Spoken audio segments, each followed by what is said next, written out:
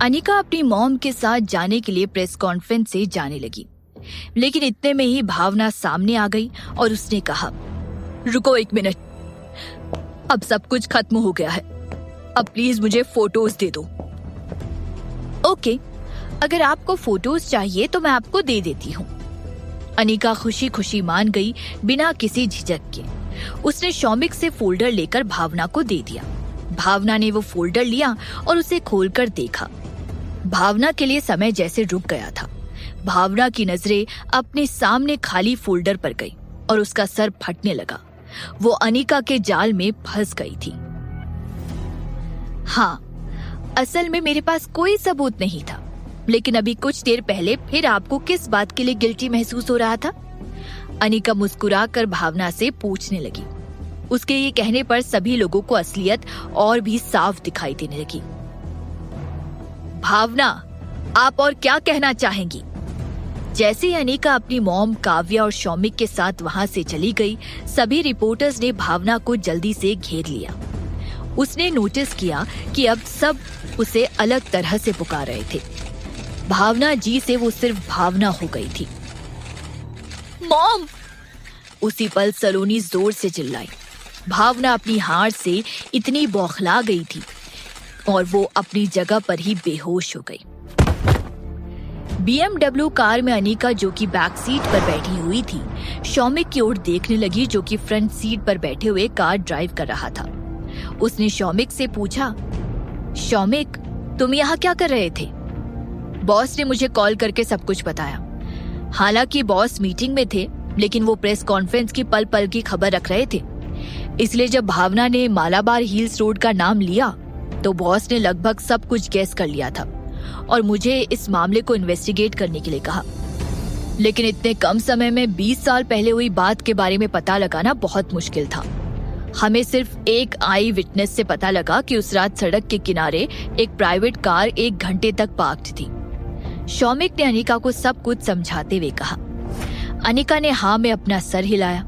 Conference में भावना ने 20 साल पहले हुए हादसे का जिक्र कर दिया था, जिसने सबके होश उड़ा दिए। किसी ने एक्सपेक्ट नहीं किया होगा कि भावना के पास ऐसा हुक्म का इक्का था। अनिका लगभग आज हार ही चुकी थी। इस बात को ध्यान में रखते हुए कि शौमिक प्रेस कॉन्फ्रेंस में सिर्फ 20 मिनट के अंदर पहुंच गया था, तो उस रात सड़क के किनारे एक प्राइवेट कार पार्क्ड थी। ये बात 20 मिनट के अंदर पता लगाने की काबिलियत सिर्फ चिराग में थी। लेकिन क्या वो मीटिंग में बिजी नहीं था? और फिर भी वो बिजी रहने के बाद अनिका से जुड़े मामलों पर भी ध्यान दे रहा था। बॉस ने मुझसे कहा कि मैं खाली डॉक्यूमेंट की फाइल और फोल्डर लेकर जाऊं और आप सब समझ जाएंगे। Ma'am, you did a very good job. Shoumik ने अनिका की तारीफ की। उनके हाथ में भावना के खिलाफ कोई सबूत नहीं था, लेकिन अनिका बहुत होशियार थी और उसने भावना के साथ एक साइकोलॉजिकल लड़ाई लड़ी। जब जो कि वो मीडिया के सामने वो डॉक्यूमेंट्स और फोटोज एक्सपोज करने वाली थी, तब उसके लिए करने की या मरने की बारी थी और उसके लिए बहुत हिम्मत की जरूरत थी। अनिका ने बहादुरी से आज ये जंग जीती। शौमिक से तारीफ सुनने के बाद अनिका को थोड़ी शर्म आने लगी, लेकिन फिर उसने कहा, मैं तो लगभग हार गई थी। खुशकिस्मती से तुम वहां मुझे बचाने के लिए आ गए। Shoumik, thank you so much. Shoumik ने हंसते हुए कहा, मैम, मैं आपका शुक्रिया अदा एक्सेप्ट नहीं कर सकता। अगर आपको थैंक यू कहना ही है तो बॉस को कहिए। ये सुनकर अनिका का पूरा चेहरा टमाटर की तरह लाल हो गया था। तभी मीनल ने अपनी बेटी का हाथ अपने हाथों में लेते हुए राहत और पछतावे के साथ कहा, अन्नी बेटा, सब मेरी गलती है। अगर आज चिराग नहीं होता तो तुम मेरी वजह से हार जाती और सब तुम्हारी बेइज्जती करते। इस इंसिडेंट के बाद मीनल अब हमेशा अपने दामाद की तारीफ करते हुए नहीं थकेगी। मॉम, मैं आपकी बेटी हूँ, मुझे कोई नहीं हरा सकता। मैं बस थोड़ी अपसेट हूँ। आपने मुझे 20 साल पहले हुए इस हादसे के बारे में कुछ बताया क्यों नहीं? और दादी के बारे में भी? अनिका ने पूछा। मीनल के चेहरे पर दर्द छाया हुआ था। उसने अपनी बेटी को गले लगाते हुए कहा, अन्नी, ऐसा नहीं है कि मैं तुम्हें बताना नहीं चाहती थी, लेकिन मेरी हिम्मत ही नहीं हुई तुम्हें बताने की। वो समय मेरी जिंदगी का सबसे मतलबी और बुरा समय था। मैं बुज़दिल थी। तुम्हें बताना तो दूर की बात है, मैं कभी उस भावना को फेस नहीं कर सकती जो उस समय उस दौर से गुजर रही थी। लेकिन अन्नी बेटा, मैं तुम्हारी दादी को सीढ़ियों से नीचे नहीं धक्का दिया था। मैंने 8 साल की थी मैं जब माँ मुझे अनाथ आश्रम से गोयल हाउस लाई थी, राम की दुल्हन बनाकर। तुम्हारी दादी और मेरी माँ बेटी का रिश्ता था। अगर मेरे सामने मौत भी खड़ी होगी तब भी मैं माँ के साथ ऐसा कभी नहीं करूंगी। हाँ मॉम, मुझे आप पर पूरा यकीन है। अनिका ने राहत की सांस लेते हुए अपनी माँ के कांपते हाथों को पकड़कर उन्हें संभालते हुए कहा, मॉम आप चिंता मत कीजिए, मैं इस बात का पता लगाऊंगी कि इन सब के पीछे किसका हाथ है। आखिर किसने दादी को नीचे धक्का दिया था। आप निर्दोष जरूर साबित होंगी। काव्या के दिए हुए रुमाल से मीनल ने अपने आंसू पोंछे।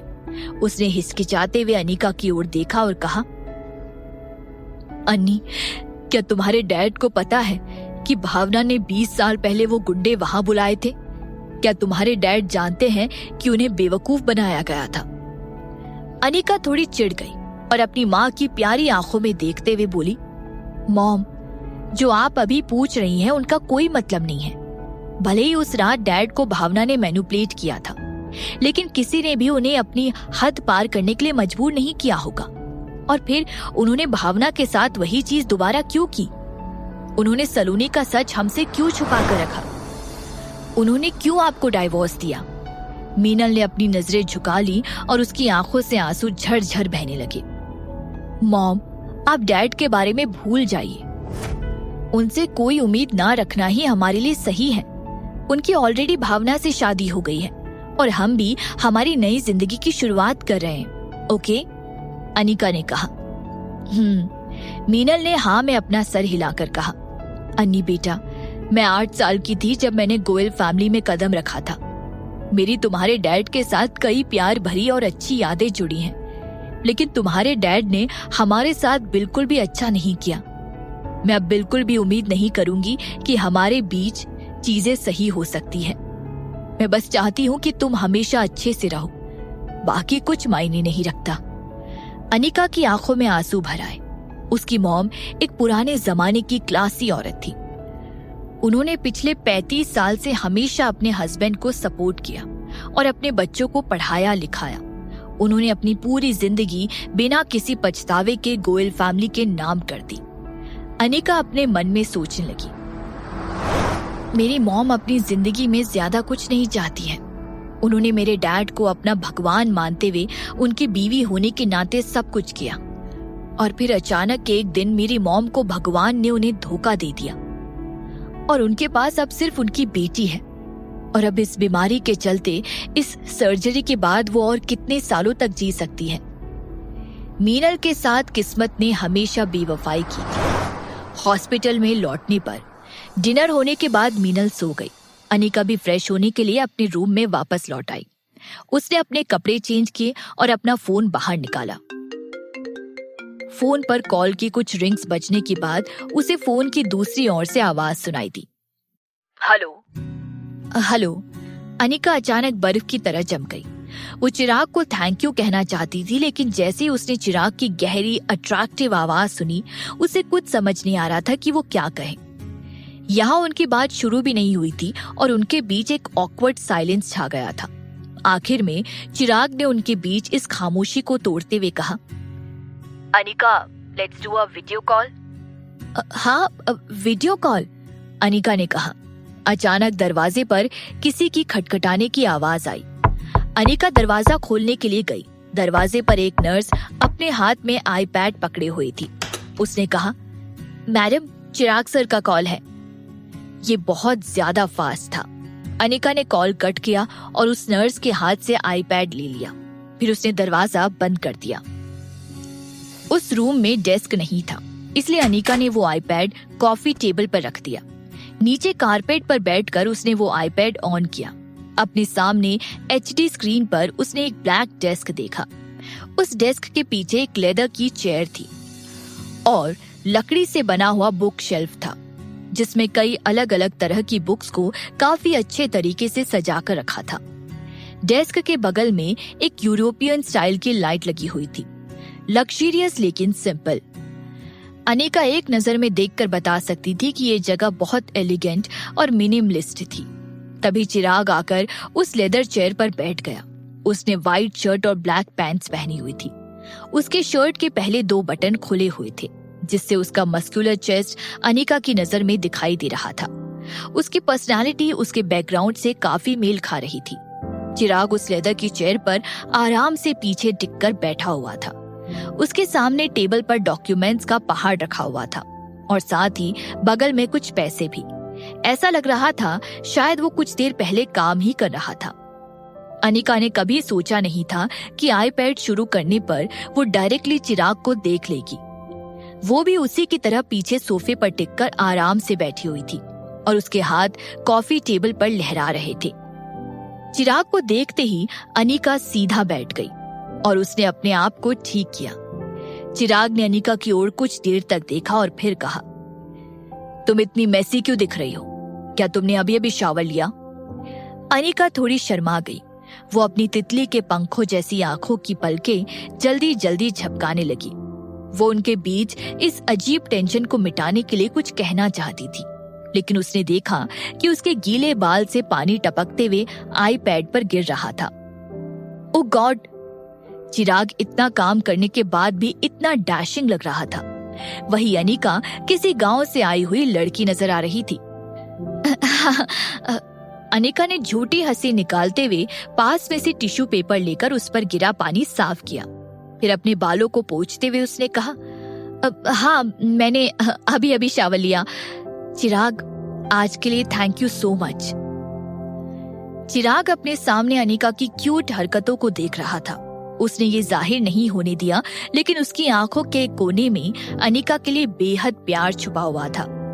उसने अनिका की ओर देखते हुए कहा, आज तुम्हें एक बहुत बड़ी सीख सीखने को मिली है। तुम्हें कामयाबी जरूर हासिल होगी जब तुम्हें अपने दुश्मन और अपने बारे में सब पता होगा। अनिका ने चिराग की सलाह को एक्सेप्ट करते हुए कहा। उसकी खूबसूरत आंखें चिराग को निहार रही थी। वही उसके होठों पर मुस्कुराहट छाई हुई थी। उसने चिराग से पूछा, लेकिन तुम्हें कैसे यकीन था कि मैं सब कुछ समझ जाऊंगी?